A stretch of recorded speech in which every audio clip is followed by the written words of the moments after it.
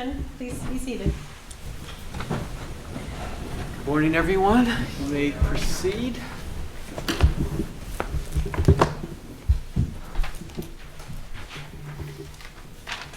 Mr. Browerman. Good morning, Your Honor. If it pleases the court, I'll begin with introductions and then pass the podium to my colleague. Good morning, Your Honors. Steve Browerman from Bayard on behalf of the appellees. I'm joined at council table by Deborah Baum of Pillsbury, Winthrop, Shaw, Pittman. Ms. Baum has been admitted pro hoc vice, and with Your Honor's permission, she'll address the court today. We are also joined in the gallery by our clients Peter Bonnell and Steven Schwat. Welcome, everyone. Mr. Walton. Good morning, Your Honors. Max Walton with the firm of Connolly Gallagher. And for my introductions, at council table is my colleague Kyle Gay. In the gallery is my client Marion Coster. And also along, seated beside her is our co-counsel from the court below, Michael Ross and Serene Consolino from the Aegis Law Group. Welcome. May it please the court. The primary issue on appeal is whether the Court of Chancery erred in applying the venerable principles of Schnell versus Chris-Craft Industries, and by holding that the Schnell doctrine only applies in the limited scenario where directors have no good faith basis for approving the disfranchising action. Such a limitation of the Schnell doctrine finds no basis in the precedent of this court, and because Schnell contains no such limitation, and because the Court of Chancery found that the UIP board acted inequitably, the decision of the court below should be reversed. So the court's, I'm going to go back to the court's 2021 opinion in this case, and I'm going to call that Coster 1 because I'm going to refer to it. And on page 2, this court held that it's not seriously disputed that the defendants issued stock to Bonnell, one of the people involved here, to dilute Coster's UIP ownership interest to below 50%, to block her attempts to elect directors, and to avoid a possible court-appointed custodian. And the court went on to say, and instruct the court below, and you said, the Coster alleged that an interested board approved the stock sale intending to interfere with her voting rights as a 50% stockholder and to entrench themselves in office by thwarting the custodian action. If that is the case, under Schnell, the court need not go any further to find a breach of fiduciary duty. And then the court outlined. But what did the court say on remand? So on remand, I'm going to call it a mixed motive, Your Honor. So on remand, the court said, this is on page 21.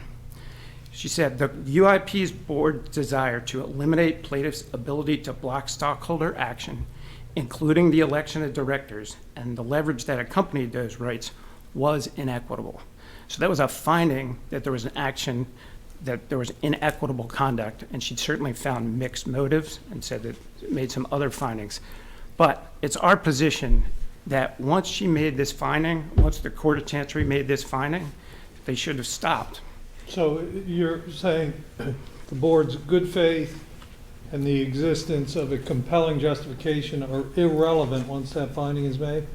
Yes, and I'm following the court's decision in Coster 1, and that once that finding was made, the court needed not go any further. We don't get to the compelling justification standard under Blasius and others, which she did find there was a compelling justification.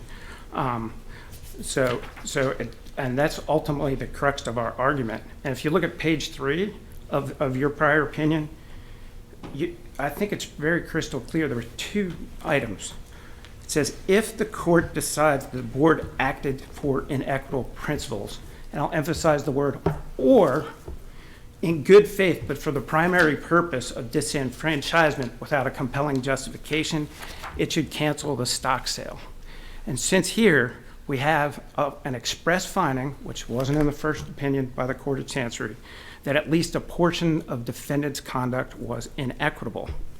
And the court's finding, and the Court of Chancery said that their actions did not totally lack a good faith basis.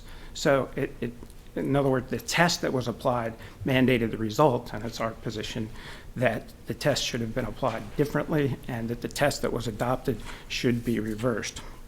It's an artificial limitation on the Schnell doctrine, saying that it only applies when there's no good faith basis for the disfranchising action. And we believe that that limitation swallows the rule of Schnell. And we believe it mandates reversal. So is Blasius dead letter? No, it's not dead letter. So in Blasius, the court, my reading of the opinion, Your Honor, the court said this applies if there's no, essentially, if there's a good faith basis, if there's no bad faith involved. It doesn't apply if there's a mixed motive here. And we're saying Schnell applies because, and we believe the test is laid out in Coster 1 ultimately.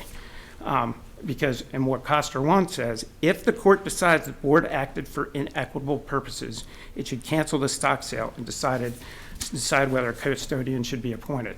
So in other words, they have to get by that inequitable conduct before they get to Blasius. And also with Blasius, Chancellor Allen found that he could not conclude that the board was acting out of a self-interested motive in any important respect. We think that's the touchstone here. And if the board acts in a self-interested manner, as it did here, and as a court of chancery found, we need not go any further. Whether or not that action was the primary purpose, the inequitable conduct was the primary purpose of the board's desire to maintain incumbency, it was certainly a very important interest. And I'm going to cite Condec, where we believe the court got it right. It says, where, however, the objective sought is the issuance of stock is not merely the perusal of a business purpose, but also to retain control. It has been held to be a mockery to suggest that the control effect, and in that case of an agreement in litigation, is merely incidental to its primary purpose. And that's absolutely consistent with what this court held in Coster 1.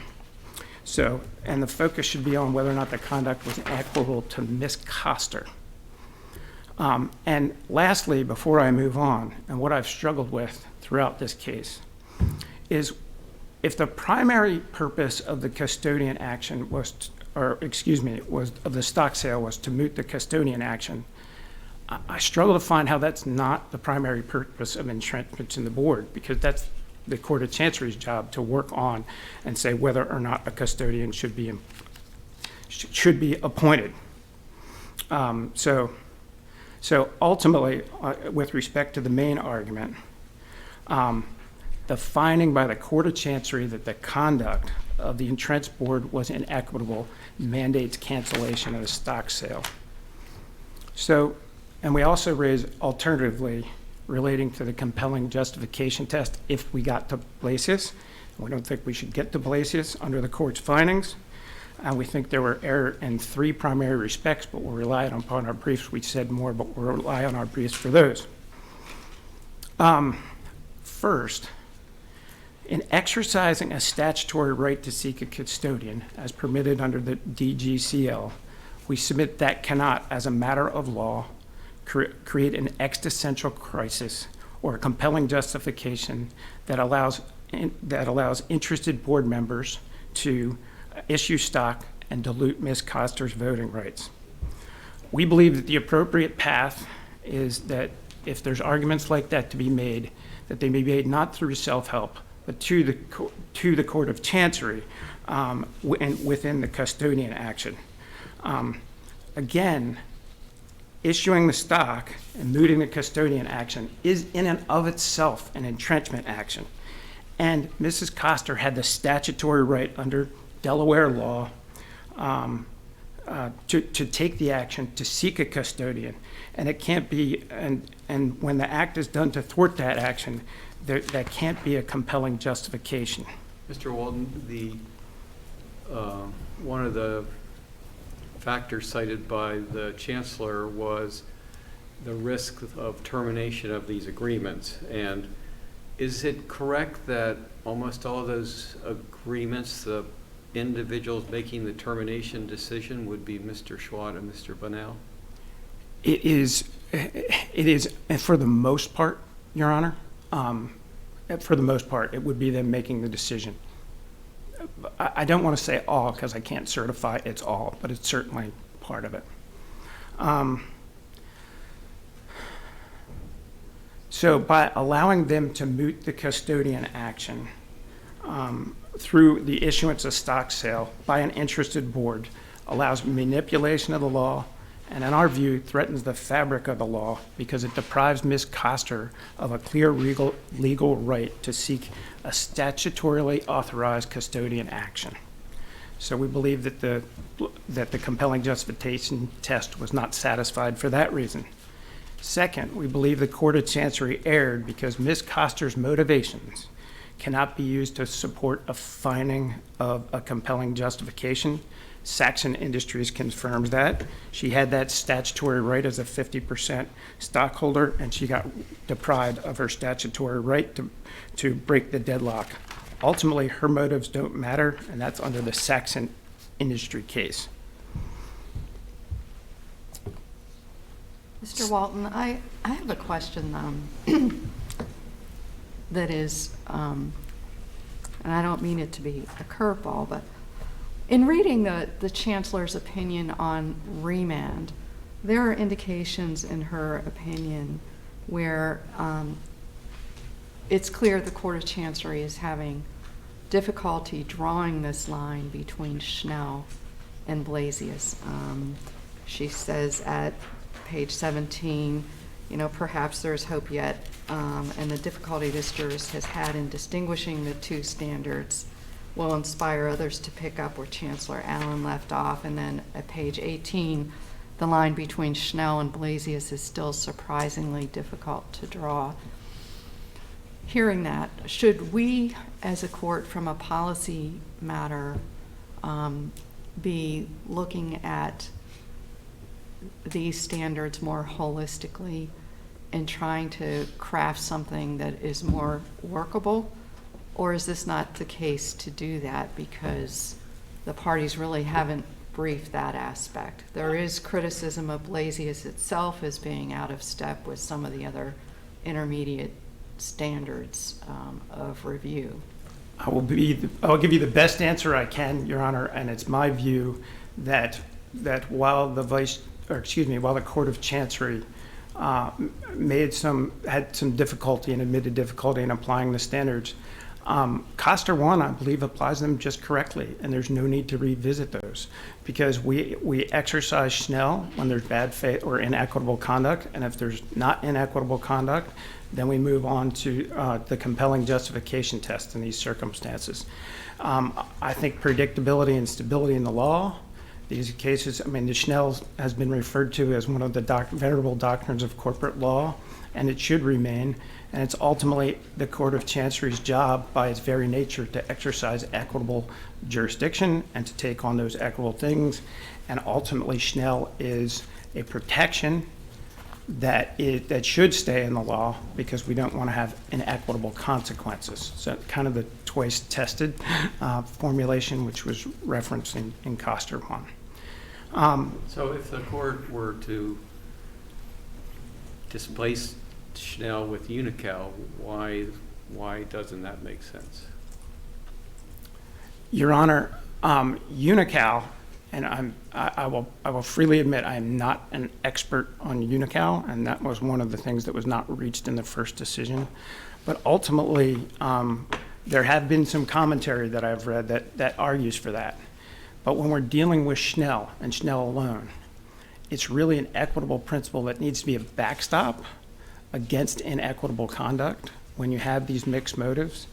And ultimately, while some of the commentators say we should put it within Unical, it's my very, very strong belief that these time-tested doctrines should remain as a governance characteristic. And I'm going to be very quick. So I had 3 items on the compelling justification and why that should be reversed. and Mrs. Coster's, and ultimately the third one is Mrs. Coster's desire to have, Mr. Coster's desire to have Mr. Bonell obtain stock, something that the Court of Chancery found solace in, can't be controlling under the Blasius test. Mr. Coster died 3.5 years before Mrs. Coster was the shareholder.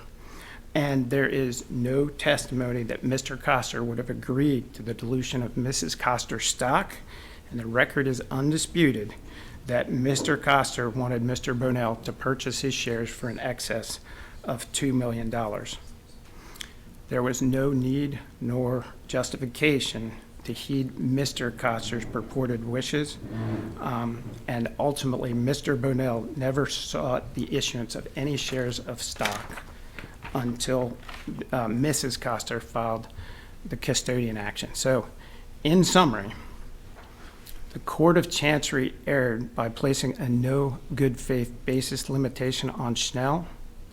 Inequitable conduct designed to entrench self-interested directors and reduce the voting authority of the 50% owner is inequitable conduct that cannot be countenanced, even if it's not the primary purpose or if there is a mixed motive. Moreover, because the Court of Chancery relied upon impermissible considerations in conducting its Blasius review, the decision below should be reversed. And I will reserve the remainder of my time. Thank you.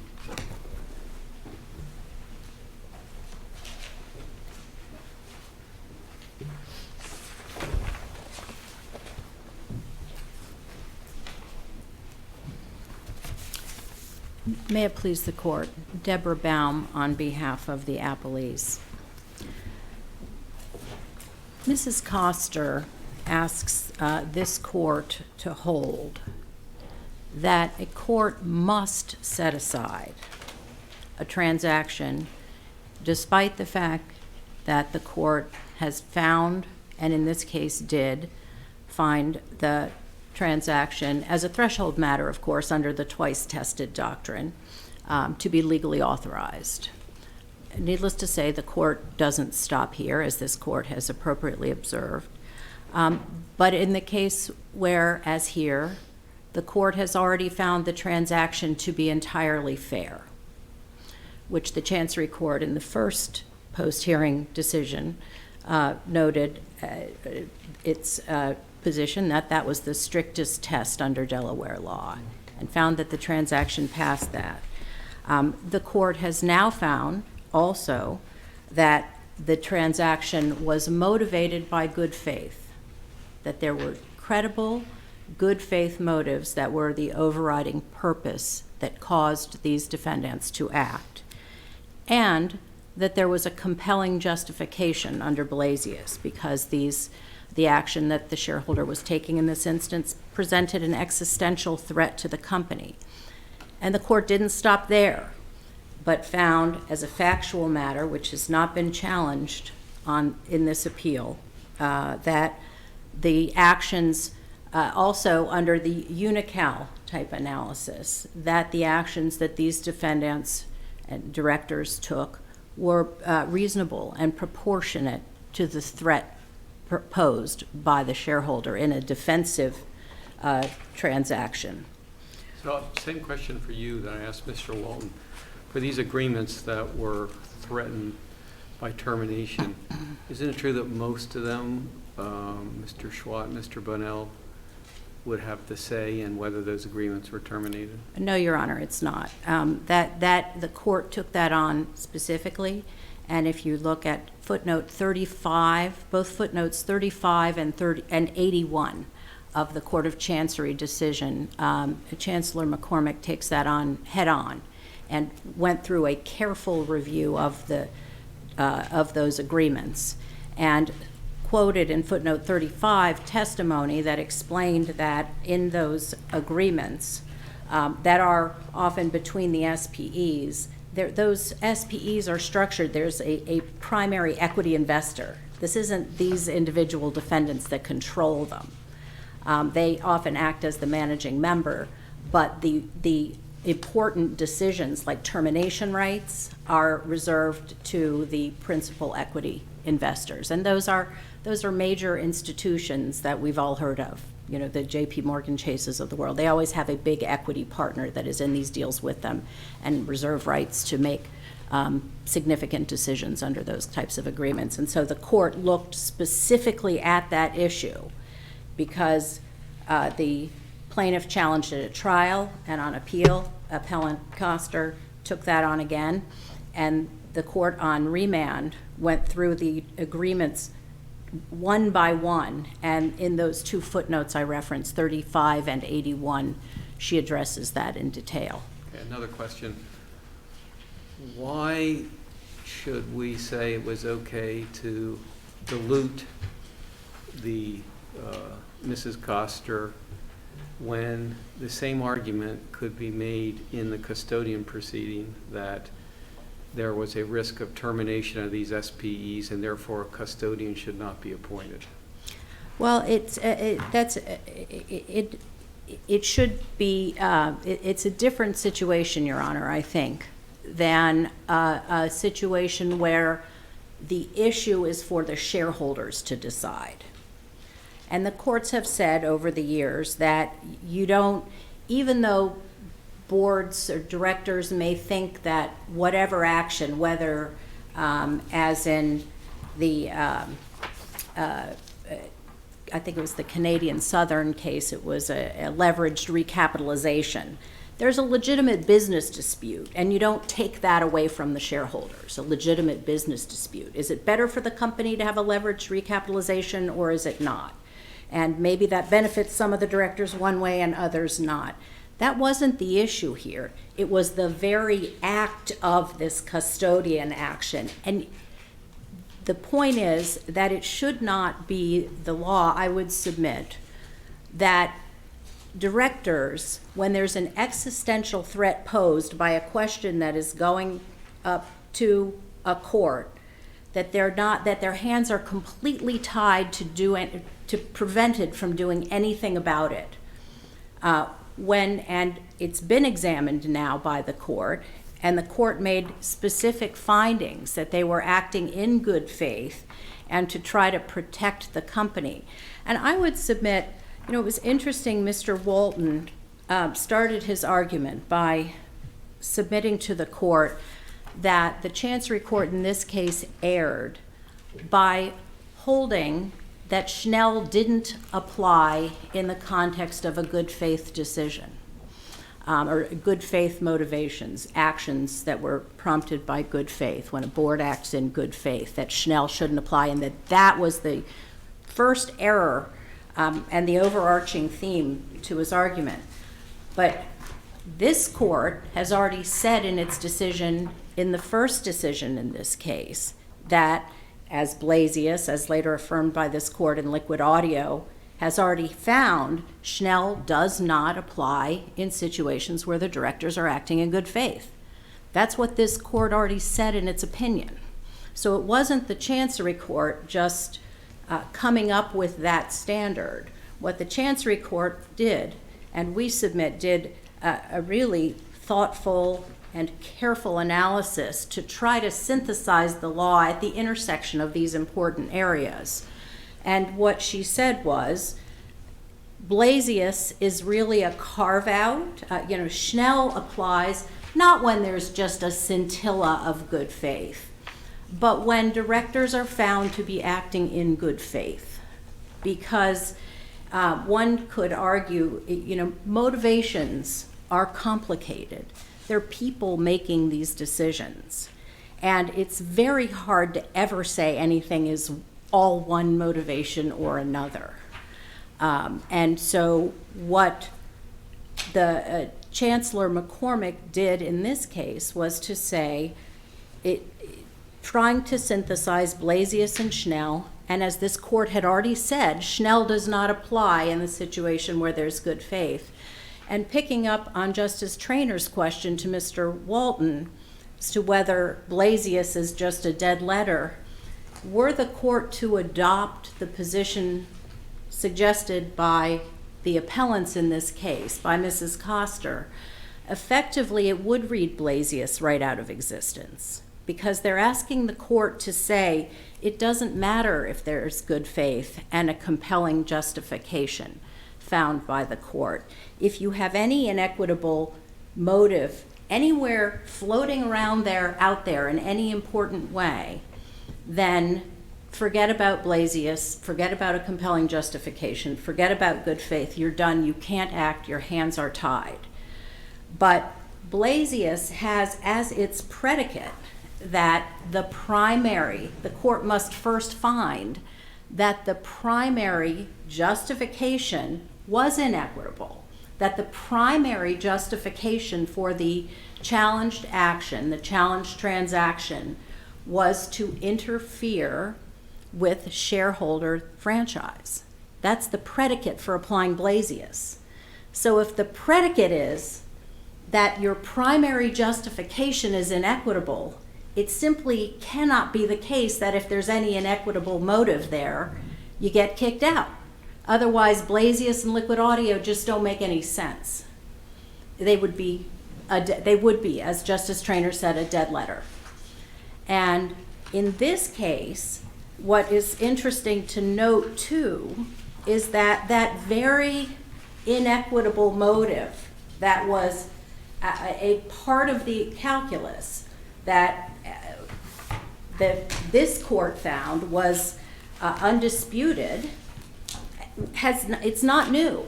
That was in the record the last time this court considered this case, that it was undisputed, as the court found, that there was a desire to moot the custodian action and thereby decrease Mrs. Coster's leverage.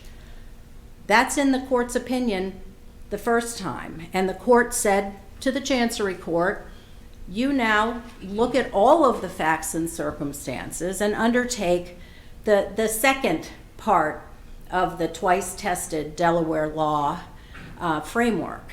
You know, is it legally permissible? Is there legal authorization? And the second prong of that analysis is it equitable? You review it, as the court has said, for equity.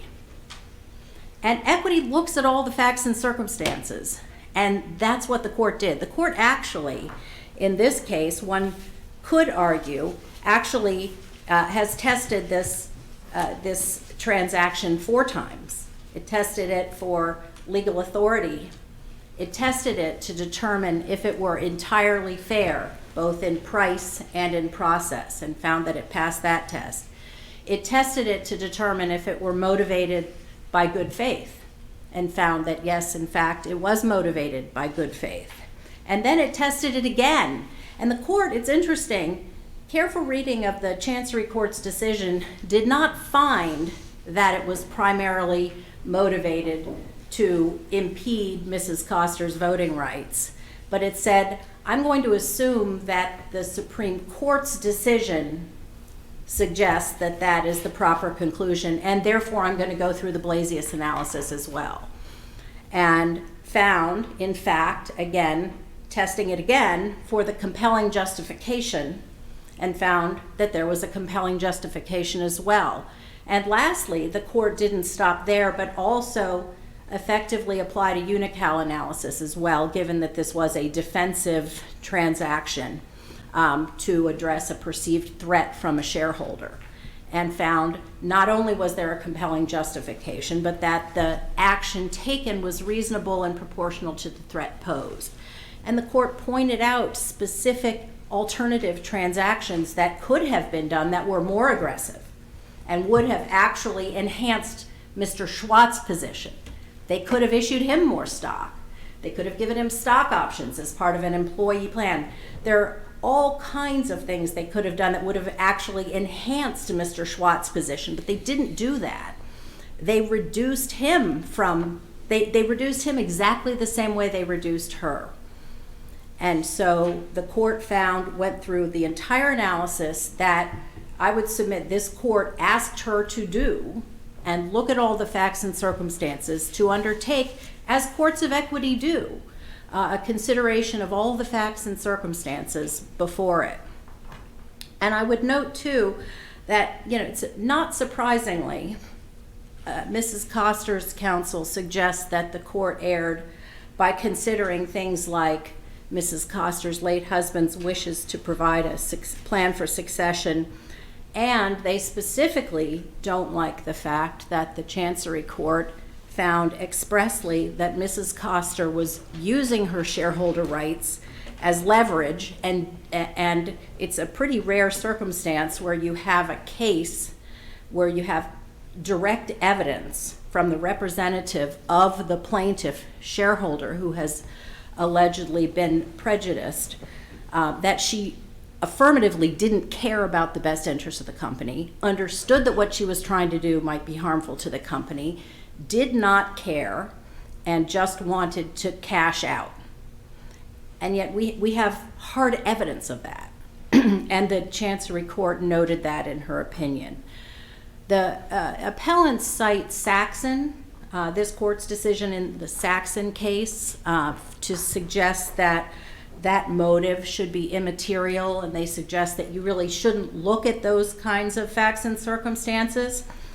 But in Saxon, it's interesting, one of the things that this court, and they use a partial quote from one of the court's statements in Saxon, in which the court said that motive was immaterial. But what the court was talking about in the Saxon case was that the motive as to where to file in the bankruptcy court, you prefer the bankruptcy court because that was a bankruptcy situation.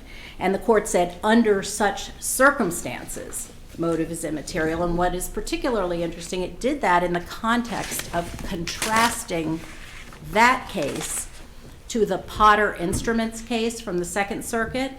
And in that case, which the court cited as an example of where motive was relevant, and contrasted it in Saxon, in the Potter Instruments case, the court observed that the plaintiff there, very similar to Mrs. Coster in this case, was taking action that was deleterious for personal reasons, that was deleterious to the corporation.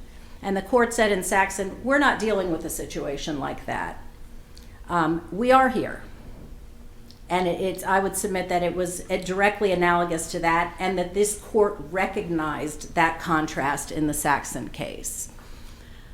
To the suggestion that, as an overarching matter, this court is understandably concerned about the precedential impact and what's going to happen relative to these tests, and what message is sent by putting a court's imprimatur on a defensive action taken under these circumstances.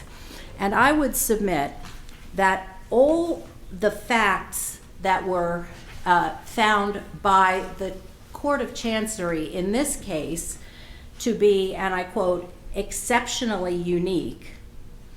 She repeatedly stressed the exceptionally unique, court's words, circumstances of this case, would serve to underscore how strict the circumstances must be, how compelling the justification must be, and the limited nature of the circumstances where board action that arguably interferes with the shareholders' franchise and rights could be, how strict those circumstances have to be in order to pass that kind of test. And so the court highlighted, again, and I think this case could be a terrific example of exactly the kinds of factors that need to be present and are appropriate to consider when an action such as this is justified. Otherwise, a company can face an existential threat and simply has to go into court and roll the dice.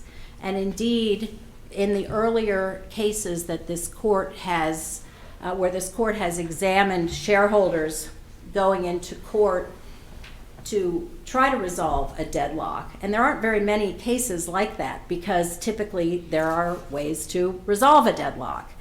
And it was precisely because the deadlock could not have been otherwise resolved.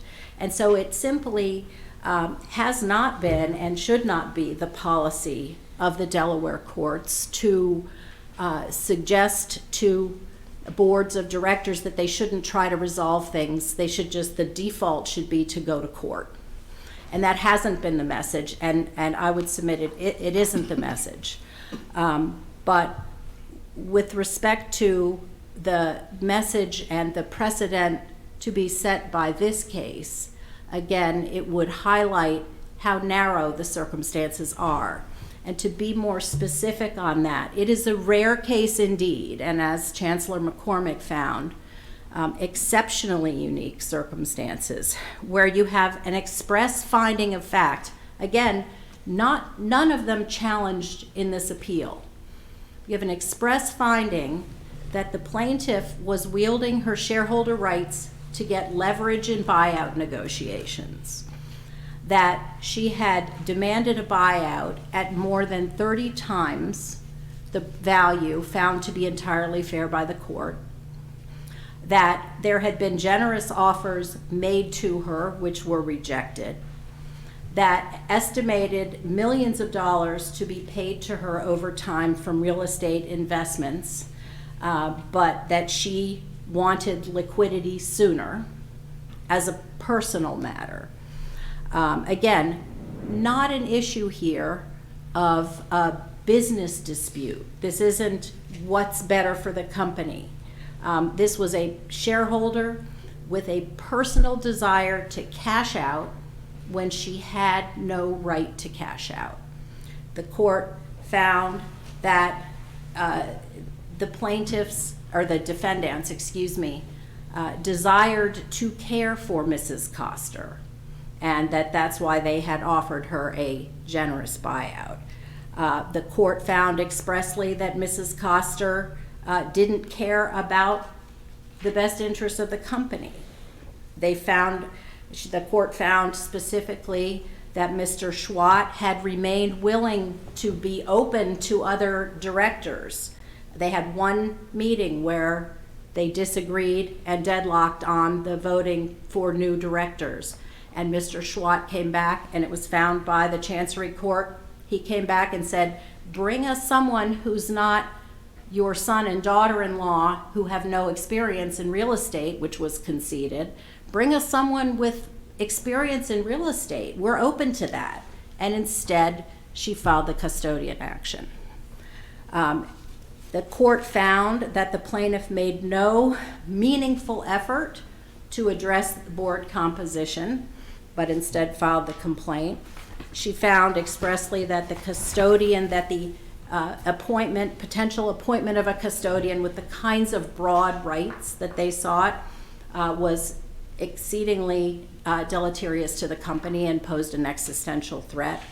She found expressly that this board acted with a desire to reward and retain an essential employee.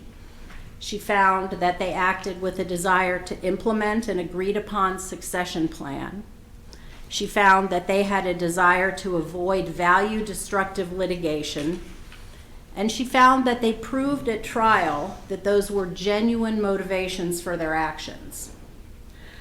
She found that they did have a desire, and I think this is where there's sort of a critical difference and perhaps a conflation between the desire and that are out there in theory. There are lots of desires that motivate people, but what was the purpose for which they took the action, the overriding purpose for which they took the action?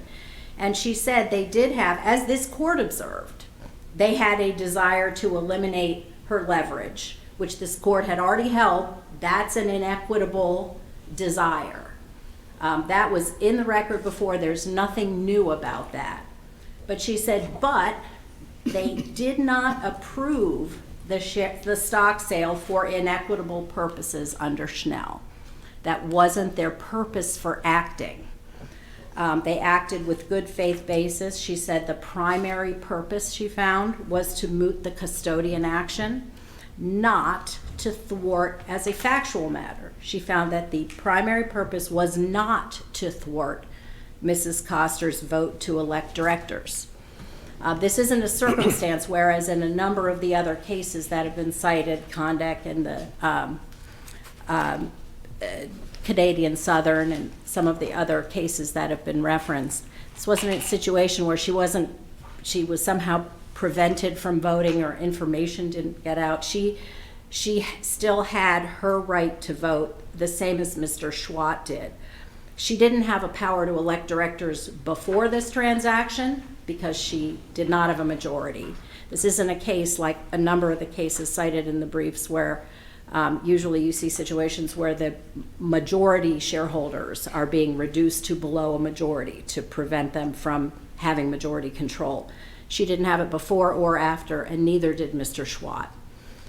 And that's what the Chancery Court observed. But again, she found as a factual matter, not challenged in this appeal, that the primary purpose with which these directors took the challenged transaction was not to thwart Mrs. Coster's vote to elect directors, and that the primary purpose was to moot the custodian action because they thought that was in the best interests of the company.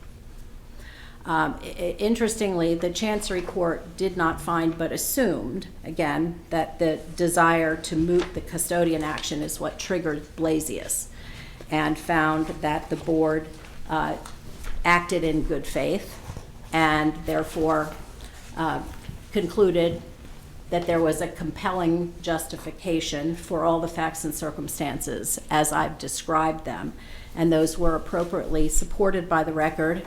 And again, those factual findings haven't been challenged in this appeal. So I would respectfully submit that the Chancery Court did exactly what this court asked the Chancery Court to do, and what a court sitting in equity should do, and that is looked at the facts and circumstances and determined whether the action taken was equitable. Thank you.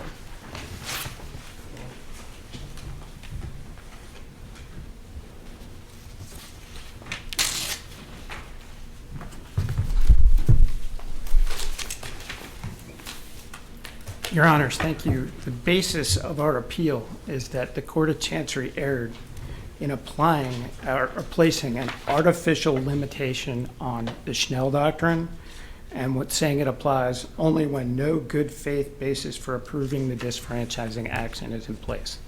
We feel that that's an error not supported by any case law of this court. Mr. Walton, I have a question. How would you define in any important respect? So it is a difficult sort of definition, but what we have here is we have interested directors who are acting in their self-interest, were acting for entrenchment, which was found in Coster 1, and they ultimately took away Mrs. Coster's right by the issuance of the shares of stock. And if you go to the first opinion in the Court of Chancery, there was never a finding of equitable in handling that. That wasn't made until the second Court of Chancery decision. And ultimately, once the court made the finding that taking away her shareholders' ability to elect directors and to go through all of those equitable things by a entrenched, self-interested board of directors, once she made that finding that it was inequitable, I believe it satisfied that definition, however you do it, because ultimately, once that finding was made under Coster 1 in this court, I thought it was pretty clear what the court said. It said if the court decides that the board acted for inequitable purposes, it should cancel the stock sale and decide whether a custodian should be appointed. Once that finding was made by the Court of Chancery, all the other things that occurred didn't need to occur because this court's test mandated it. So I think it's inequitable in bad faith here. Second, there is no dispute in this case that there are also findings, and there was 9 findings made by this court that the Court of Chancery made before in Coster 1, that the status quo served Mr. Schwat's self-interest, and they wanted to entrench their positions. And it's our very strong view that the proper thing they should have done was go through the custodian action and make their arguments there. The mere filing or the seeking of the custodian actions, no matter what, did not trigger those provisions. They shouldn't have engaged in self-help. My friend spoke at great length about an email which was quoted in the opinion, which was not written by my client, Ms. Coster, but was actually penned by the executor of Mr. Coster's estate. And ultimately, I think that should be given the weight that it deserves.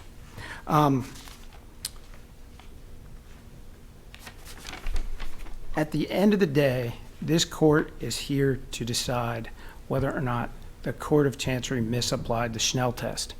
Because if the Court of Chancery misapplied that test, we submit, or unfairly limited that test, we submit that the stock sale should be canceled under Coster 1. And I have if you give me just one moment.